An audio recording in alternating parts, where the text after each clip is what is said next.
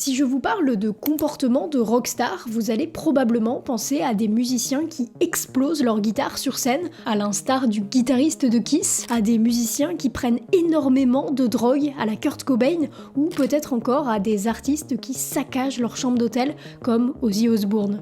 Dans le monde de la musique, le mode de vie des artistes est souvent représenté ainsi, notamment dans la culture rock, metal et punk. Et la plupart du temps, c'est vrai que beaucoup d'artistes sont amenés à faire des excès, que ce soit lors de leur performance ou en dehors. Mais ce n'est absolument rien face à ce mec. Lui, c'est Gigi Allin, et en termes d'excès, on ne peut pas aller plus loin que lui. Il est connu entre autres pour ses concerts, ou plutôt performances, durant lesquelles il est souvent nu, en train de déféquer sur scène, puis de jeter ses excréments sur le public ou bien de les manger. On parle d'agression sur ses fans, d'automutilation, d'une consommation de drogue quasiment permanente et d'un mec qui a déclaré lui-même que s'il n'était pas musicien, il serait tueur en série. Là, vous vous dites sûrement que la carrière de ce mec a dû très vite s'arrêter, que personne ne devait aller le voir en concert et qu'il a dû aller en prison. Eh bien, vous avez tort. Enfin, il est allé en prison beaucoup de fois, 52 fois en fait, mais il a toujours eu des fans et 30 ans après sa mort, ce personnage continue d'occuper une place importante dans la culture rock et punk. Aujourd'hui, on va se plonger dans l'histoire de Gigi Allin et surtout dans les tréfonds de la nature humaine. La vie de Gigi Allin commence pourtant plutôt bien, puisqu'il est élevé par deux parents aimants dans une petite maison d'une charmante ville américaine. Pas du tout. Vraiment pas du tout. Gigi naît dans une cabane en bois au milieu de nulle part, sans eau ni électricité courante. Son père est un fanatique religieux qui refuse tout contact avec l'extérieur, aussi bien pour lui que pour sa femme, Arletta, son premier fils, Merle, et son nouveau-né, Jésus. Oui, parce que Gigi, son vrai prénom, c'est Jésus. Le surnom de Gigi vient du fait que son grand frère, avec qui il n'a qu'un an d'écart, n'arrivait pas à prononcer le terme Jésus et à la place, il l'appelait Gigi. Gigi et son frère sont élevés dans la violence. Leur père est abusif, verbalement et physiquement. Ils vivent tous dans le noir car leur père déteste la lumière. Ils n'ont aucun contact extérieur, aucun plaisir. Et si leur père trouve un objet quelconque, comme un jouet, qui pourrait procurer de la joie à ses enfants, il l'enterre immédiatement dans la forêt alentour. Et ce n'est d'ailleurs pas la seule chose qu'ils souhaitent enterrer. Un jour, leur mère descend dans la cave de leur cabane parce qu'elle y entend du bruit. Elle trouve alors son mari en train de creuser 4 trous dans le sol. Celui-ci la regarde et lui explique qu'il va tuer ses 2 enfants, qu'il la tuera elle, puis qu'il les rejoindra. Sa mère tente bien évidemment de fuir ce cauchemar, mais ses tentatives échouent et provoquent même le kidnapping du jeune Gigi qui se retrouve enfermé dans la cave. Gigi a à présent 5 ans, 5 années de calvaire desquelles il va enfin pouvoir s'échapper, puisqu'en 1961, sa mère arrive enfin à s'enfuir en emmenant avec elle ses 2 fils. C'est la fin du calvaire pour Gigi et le début d'un nouveau. Ils déménagent à St. Johnsbury dans le Vermont et là, leur mère, Arletta, se remarie avec un nouvel homme violent et accro aux armes. Arletta est souvent absente car elle doit payer le nouveau logement et pour subvenir aux besoins de la famille, elle cumule 3 emplois et laisse donc les 3 garçons seuls quasiment tout le temps. Mais ceux-ci grandissent vite et vont bientôt entrer dans l'adolescence. Et qui dit adolescence dit aussi découverte de la musique.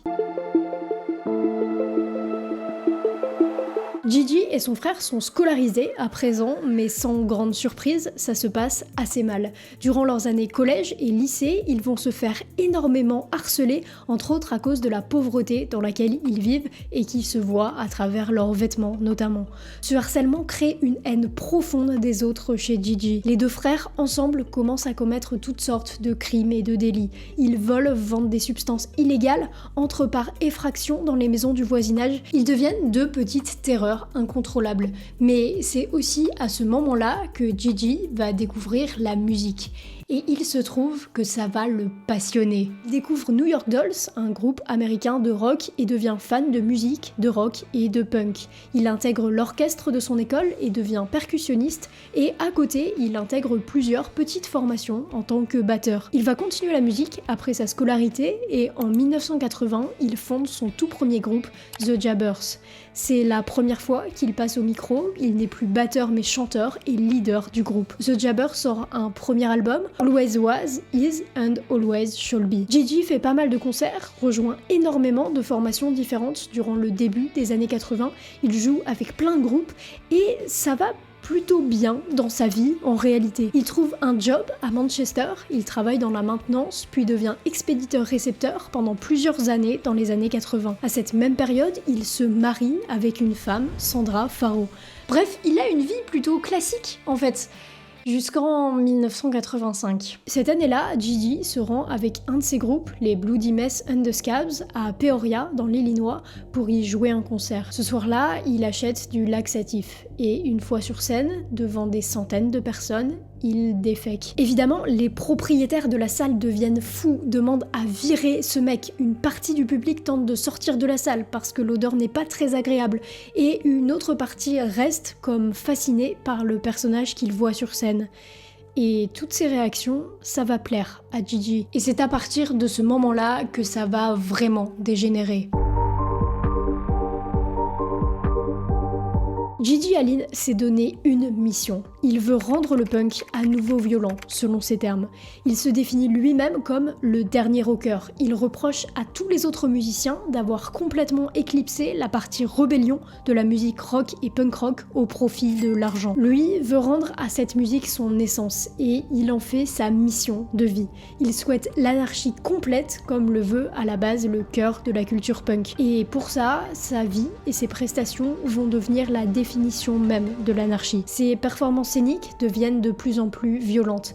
À chaque concert, il défèque, mange ou jette ses excréments sur le public, il s'insère des objets dans l'anus, il agresse physiquement et sexuellement ses fans dans la foule, que ce soit des hommes ou des femmes, il s'explose des objets sur le crâne, se taille le torse et finit bien souvent nu, en sang et couvert d'excréments. Sauf que, bien évidemment, cette escalade de violence, elle n'échappe pas à la police. Bien souvent, ces concerts sont écourtés et certains même sont annulés pour cause de prison ou d'hôpital. Mais ces séjours ne durent jamais longtemps et Gigi finit toujours par revenir sur scène et par offrir encore plus de violence. Gigi déclare alors publiquement son plan complet pour réussir sa mission. Il veut instaurer la peur, refaire de cette musique une musique violente et enfin se suicider sur scène le soir d'Halloween 1989. Sauf que cette année-là, Gigi est en prison le 31 octobre, ce qui va l'empêcher de mettre sa menace à exécution. Cependant, évidemment, comme toujours, il va être libéré relativement rapidement et va refaire des concerts. À partir de ce moment-là, de plus en plus de gens vont commencer à acheter des billets pour ces concerts juste pour voir s'il mettrait réellement fin à ses jours. Attendez, quoi ? Et oui, parce que dans tout ça, Gigi Allin, il avait un public. Alors certes, il n'était pas du tout grand public, parce qu'il était évidemment trop hardcore pour l'être. Une partie du grand public le connaissait quand même, mais uniquement pour ses déboires qui faisaient la une des journaux People, mais cette partie du grand public le détestait et n'allait pas le voir en concert. Mais il y avait bien des gens qui assistaient à ces représentations. Et il y avait même des fans hardcore, et il y a encore des fans hardcore aujourd'hui. Je me suis toujours posé la question de pourquoi des gens se rendent-ils dans ce genre d'événements, qui ne sont non seulement pas très agréables, à cause de l'odeur notamment, mais aussi qui sont dangereux en fait pour leur vie. Donc j'ai cherché et j'ai pu trouver quelques explications à ça. J'ai déjà fait toute une partie sur l'adoration des êtres humains pour la mort et tout ce qui est morbide, je ne vais pas revenir dessus, si vous le souhaitez, vous pouvez regarder la vidéo sur le Club des 27. Mais sur le cas de Gigi Allin, on peut aller plus loin qu'une attirance humaine pour le morbide. D'une part, il y a des gens qui se reconnaissent en lui, mais qui n'ont pas la force mentale de faire ce qu'il fait. Gigi, il n'a aucune limite dans la vie. Il fait ce qu'il veut, quand il veut, avec qui il veut, et rien, ni la vie des gens, ni la vie de ses proches, ni la police, ni l'État, n'y peut quoi que ce soit. Il n'a pas de maison, pas d'argent, plus de travail, il explique lui-même que toutes ses possessions matérielles tiennent dans un sac en papier. Bref, il est le symbole d'une certaine représentation de la liberté et de l'anarchie aux yeux de certaines personnes. Sauf que ces gens-là, ils ne sont pas comme Gigi. Ils aimeraient l'être, sûrement, mais ils ne le sont pas. Et le voir se défouler sur scène ainsi, ça leur donne un peu l'impression d'être libres. Et puis, d'autre part, il y a les gens qui le voient comme un divertissement. Much think about everything he does is totally fucking hilarious. I mean, a lot of people get scared or too scared to go to Gigi shows after they go see one. They might be scared. But the thing is, that's why you're there. And to me, that's like comedy, going to see him. Ça, c'est le témoignage d'un fan dans le documentaire sur Gigi Allen appelé Hated, produit par Todd Phillips, oui, le réalisateur du Joker. Ce fan explique qu'aller voir Gigi en concert, c'est marrant. Et dans ses apparitions sur des talk-shows télévisés, on voit des gens rire aux éclats quand Gigi lit les paroles de ses musiques. Give us an example of a lyric. Can you give us a lyric? Well, we've got one called I Love Nothing. I'm a cold nothing will hitch. I was a fetus-infected son of a people and possessions only slow me down. I'm on a burning bridge. You're in my way, you're going down. Again, I point out for the record that Gigi Allen's...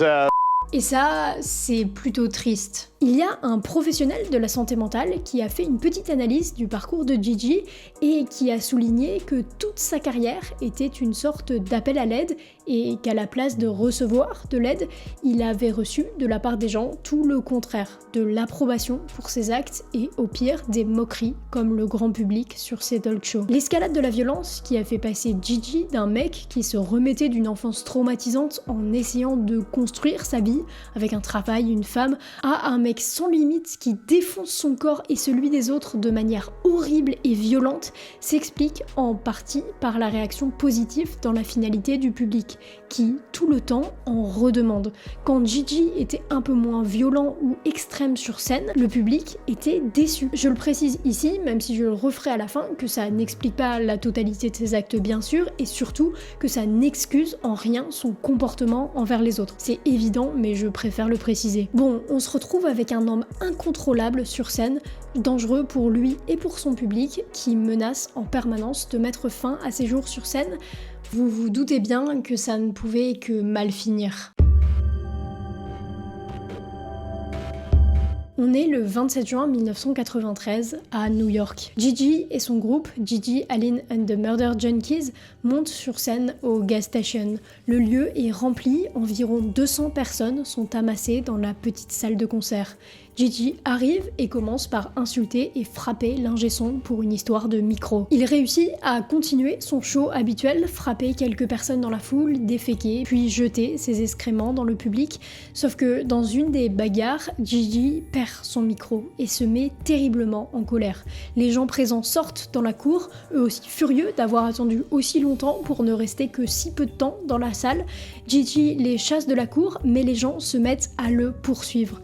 Une petite centaine de personnes se retrouvent à courir après lui dans les rues de New York. Gigi, sans sous-vêtements, est encore couvert de sel et de sang. La police tente de trouver la source de cette déambulation improbable. Gigi tente de semer les gens et finit par y parvenir en échappant une fois de plus à la police. Il se rend alors dans un appartement avec quelques-uns de ses amis, ils font la fête, consomment énormément d'héroïne. Gigi va s'endormir ce soir-là et ne se réveillera jamais. Il est mort d'une overdose dans son sommeil à 36 ans. Comme il l'avait demandé avant sa mort, son corps ne sera pas lavé et il sera enterré avec une bouteille de Jim Beam dans son cercueil. La légende de Gigi Allen a traversé les époques et on parle encore de son histoire 30 ans plus tard. Il a laissé derrière lui une trentaine d'albums allant du rock à la country en passant par des albums hard rock, punk rock évidemment et aussi par des chansons acoustiques, tout ça enregistré sans grands moyens. Mais ce n'est pas tant pour sa musique mais plutôt pour sa vie et pour son personnage que l'histoire retient son nom. Je tiens à rappeler qu'il ne faut pas oublier que Gigi était un personnage violent et qu'évidemment rien n'excuse ses actes. On peut chercher à comprendre, mais ses clés de compréhension n'excusent en rien tout ce qu'il a fait. Je l'ai déjà précisé avant, mais c'est important de le refaire ici. Ce qu'on peut tout de même retenir de cette histoire, c'est l'indifférence auquel il a fait face dans sa vie. Je n'en ai pas parlé précédemment, mais il y a aussi une grosse question d'époque. Tout ça se déroule dans les années 80 et 90, des époques qui, politiquement et socialement, n'ont pas grand-chose à voir avec notre époque actuelle. Je ne suis pas sûre qu'un Gigi Allen pourrait exister en 2023, ou en tout cas sa réception serait sûrement différente, peut-être pas meilleure, mais différente. Tout le monde a assisté à sa descente aux enfers sans même essayer de l'aider, même si c'était peut-être impossible, mais juste essayer. Au lieu de ça, il s'est heurté à des gens amusés de sa souffrance qui s'en servaient comme un divertissement. Je vous avais prévenu, on a vraiment plongé dans les tréfonds de la nature humaine, aussi bien de par le personnage de Gigi que par la réception du public. Ultimate rock and roll sacrifice is death. When I die, I don't die. My soul goes on. It's another adventure. And it will still be here. I'll never go away. Even when I'm dead, I will become stronger on Earth. There is no death. If I kill myself, that doesn't stop the mission at